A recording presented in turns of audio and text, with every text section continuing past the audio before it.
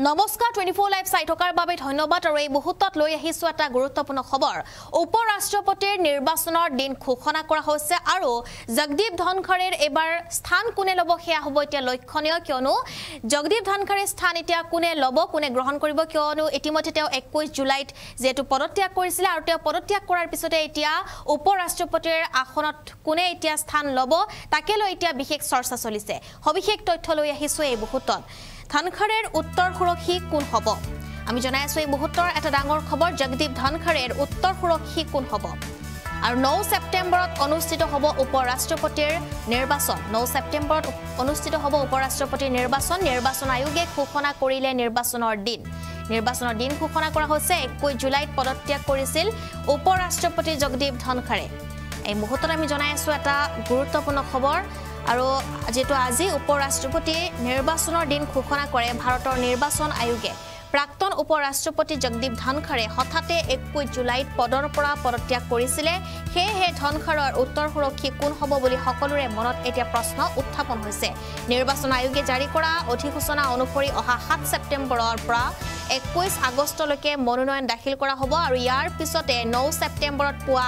10 বজাৰ পৰা বিয়লি 5 বজালৈকে ভোট গ্ৰহণ অনুষ্ঠান অনুষ্ঠিত হ'ব নিৰ্বাচন আয়োগে প্ৰকাশ কৰিছে যে উপ ৰাষ্ট্ৰপতিৰ নিৰ্বাচনৰ সম্পূৰ্ণ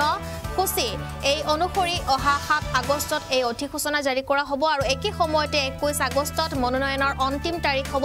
22 আগষ্টলৈকে মনোনয়ন পত্ৰ পৰীক্ষা কৰা হ'ব আৰু 25 আগষ্টলৈকে প্ৰাৰ্থীয়ে নাম প্ৰত্যাহাৰ কৰিব পাৰিব 9 ছেপ্টেম্বৰত নিৰ্বাচন অনুষ্ঠিত হ'ব আৰু সন্ধিয়া গণনা হ'ব আৰু ফলাফল ঘোষণা কৰা হ'ব উপ ৰাষ্ট্ৰপতি কেনেকৈ নিৰ্বাচিত হয় হেয়া আমি আপোনালোকক জনাইছো যেটো ভাৰতত সংসদৰ দুয়োটা সদনৰ সদস্যই উপ ৰাষ্ট্ৰপতি নিৰ্বাচন কৰে আৰু ইয়াত লোকসভা আৰু ৰাজ্যসভাৰ সকলো সাংসদে ভোটদান কৰে নিৰ্বাচিত হোক বা মনোনীত হোক এই প্ৰক্ৰিয়াটো গোপন বেলেটৰ জৰিয়তে কৰা হয় আৰু উপ ৰাষ্ট্ৰপতি নিৰ্বাচন কৰিবলৈ মুঠ সাংসদৰ সংখ্যাৰ ভিত্তিত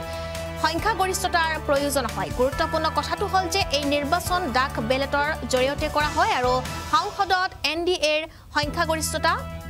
লোকসভাত মুঠ 542 জন সদস্যৰ ভিতৰত এনডিএৰ 293 জন সদস্য আছে আৰু একে সময়তে ইণ্ডিয়া এলায়েন্সৰ সদস্য আছে 234 জন ৰাজ্যসভাত কাৰ্যকৰী হোৱা 240 জন সদস্যৰ ভিতৰত এনডিএৰ সমৰ্থন আছে প্ৰায় 130 জন আৰু ইণ্ডিয়া এলায়েন্সৰ সমৰ্থন আছে বহু কেইজন সাংসদৰ আৰু হেহে এনডিএৰ সমৰ্থনত আছে এতিয়া বহু কেইজন ভাৰতৰ সমৰ্থন আৰু লগতে এনেদৰে সাংসদসকলে এতিয়া সিদ্ধান্ত গ্ৰহণ কৰিব আৰু যেটো হঠাতে পদত্যাগ কৰিছিল জগদীপ ধনখড়ে আৰু এতিয়া জগদীপ ধনখড়েৰ স্থান কোনে গ্ৰহণ কৰিব কোনে কাৰ ভাগ্য ফুলিব হেয়া এতিয়া সময়ত হ'ব লক্ষণীয় বিষয়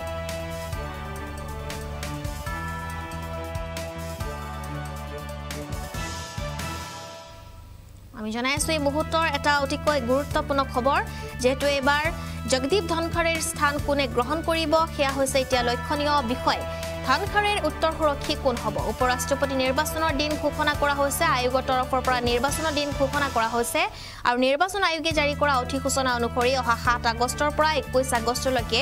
মনোনয়ন দাখিল কৰা হ'ব আৰু ইয়াৰ পিছতে 9 ছেপ্টেম্বৰত পুৱা 10 বজাৰ পৰা বিয়লি 5 বজালৈকে ভোট গ্ৰহণ অনুষ্ঠান অনুষ্ঠিত হ'ব আৰু ধনখড়ে যেটো 21 জুলাইত পদৰ পৰা পদত্যাগ কৰিছিলে আৰু হেহে ধনখড়েৰ উত্তৰ সুৰক্ষী কোন হ'ব বুলি এতিয়া সকলোৰে মনত প্ৰশ্ন উত্থাপন হৈছে নিৰ্বাচন আয়োগে জাৰি কৰা অধিসূচনা অনুসৰি অহা